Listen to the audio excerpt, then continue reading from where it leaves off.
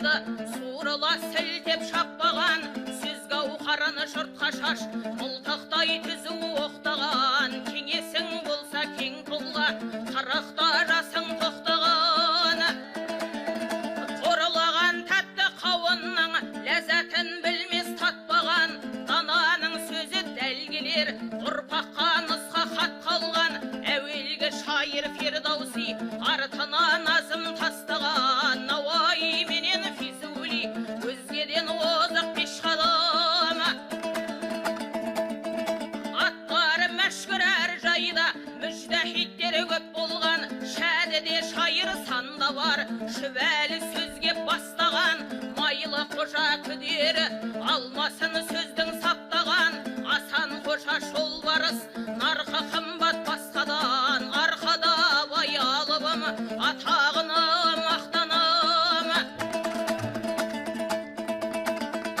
Сол елден шығып көп шәкірт өнерге қадам бастаған, молда Мұса Бұдабай аққудай даусын бастаған, Шапырашты Сүйінбай ұстазы еді Жамбылдың, отындай талдың шатнаған.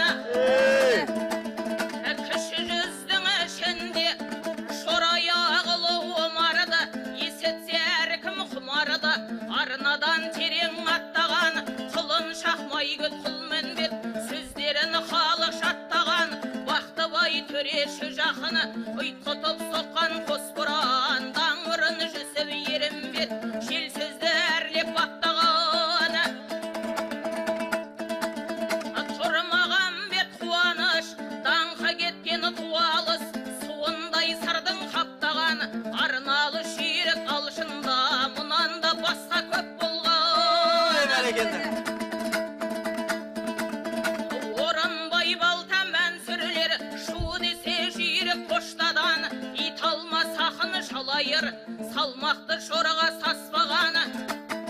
Орта жүздің ішінде құлын шақпенен ұл бике сыдырған сөзді таспадан.